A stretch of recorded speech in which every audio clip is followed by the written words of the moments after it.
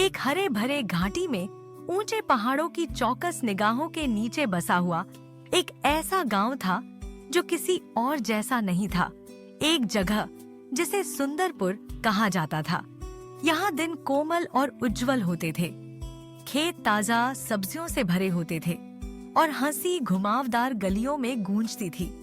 रात में गांव वाले चमकते सितारों की छतरी के नीचे इकट्ठा होते, कहानियां और सपने बांटते, जबकि बच्चे सोने के समय की कहानियों की गर्माहट में लिपटे हुए नींद में डूब जाते थे। लेकिन सुंदरपुर का सबसे बड़ा चमत्कार उसके दिल में था। एक भव्य फुसफुसाती हुई पेड़, सबसे पुरानी कहानी से भी पुराना, जिसकी शाखाएं इतनी ऊंची थीं कि वे बादलों को छूती थीं। हजारों वर्षों से यह सुंदरपुर की रक्षा कर रहा था। उसकी मौजूदगी एक मौन रक्षक की तरह थी। कहानियां सुबह की धुंध की तरह घुमड़ती थीं, जादू और प्राचीन रहस्यों की कथाएं। फिर भी अब तक उस पेड़ ने किसी से एक शब्द भी नहीं कहा था।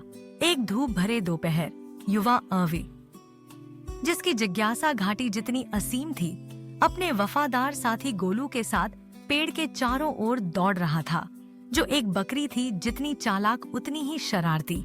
जब वे खेल रहे थे तो पत्तों के बीच एक कोमल आवाज फुसफुसाई, जो एक आह की तरह नरम थी, फिर भी सुबह की हवा में घंटियों की तरह स्पष्ट। सुंदरपुर खतरे में है, इसे केवल एक बच्चे का दिल ही बचा सकता है। आवे रुक गया, उसकी आंखें चौड़ी हो गईं और उसने गोलू की ओर देखा। वह बकरी, जो आमतौर पर पहुंच में आने वाली किसी भी चीज को जल्दी से चबाने लगती थी, पूरी तरह से स्थिर खड़ी थी, गंभीरता से सिर हिलाते हुए बाह कर रही थी। संदेश सच था, एक ऐसा आह्वान जिसे केवल वे ही सुन सकते थे। जैसे ही सांझ छाई, पहाड़ों से एक असामान्य अंधकार धीरे धीरे उतरने लगा। यह घुमड़ता और मुड़ता हुआ, गाढ़ा और भारी, घाटी पर एक सिहरन भाया साया डाल रहा था।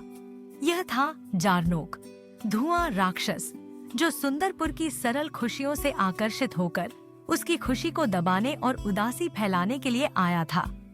गांव के बुजुर्ग इकट्ठा हुए, उनके चेहरे पर भय साफ झलक रहा था, यह सोचते हुए कि वे अपने घर की रक्षा इतनी शक्तिशाली ताकत से कैसे करें। लेकिन अवही को फुसफुसाते हुए पेड़ की बातें याद आ गईं। आशा से भरे दिल के साथ उसने सुंदरपुर के बच्चों और जानवरों को बुलाया। आओ, हम अपने गांव को इतनी खुशी, प्यार और हंसी से भर दें कि झरनोक अंदर न आ सके। अववी ने घोषणा की। उसके शब्दों ने उत्साह और उद्देश्य की लहर पैदा कर दी। अगली सुबह ही सुंदरपुर रंगों और आवाजों की हलचल से जाग उठा। बच्चे इंद्रधनुष के हर रंग में अपने ब्रश डुबोकर गांव की दीवारों पर भित्ति चित्र बना रहे थे। गीत गूंज रहे थे, मुलायम लोरियां और जोशीले सुर, जो युवा और वृद्ध दोनों की आवाजों से उठ रहे थे। हर कोने में फूल खिले थे, जिन्हें सावधानी से हाथों और आशावान दिलों से लगाया गया था। यहाँ तक कि जानवर भी इस जश्न में शामिल हो गए थे। बकरी गोलू गोल गोल नाच रही थी, जिससे बच्चे हंस रहे थे।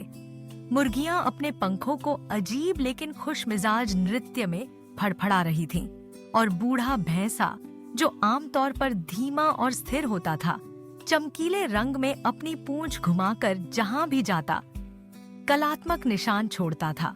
जैसे ही धुआं राक्षस करीब आया, वह एक गांव को डर के मारे सिमटते हुए देखने की उम्मीद कर रहा था। लेकिन उसकी जगह उसे खुशी का एक विस्फोट मिला। हर कोने से खुशी और एकता की चमक निकल रही थी, जो हर हंसी और हर दयालुता के कार्य के साथ एक अदृश्य बाधा बनती जा रही थी। जारनोक आगे बढ़ने की कोशिश करने लगा, लेकिन खुशी उसके लिए सहन करने के लिए बहुत ज्यादा थी। वह छोटा होता गया, फिर कमजोर, और अंत में एक नरम फूट के साथ वह शून्यता में गायब हो गया। एक छाया जिसे प्रकाश ने भगा दिया। फुसफुसाते हुए पेड़ ने सुनहरी रोशनी से चमकना शुरू किया। उसके पत्ते मधुर फुसफुसाहट में सरसराए।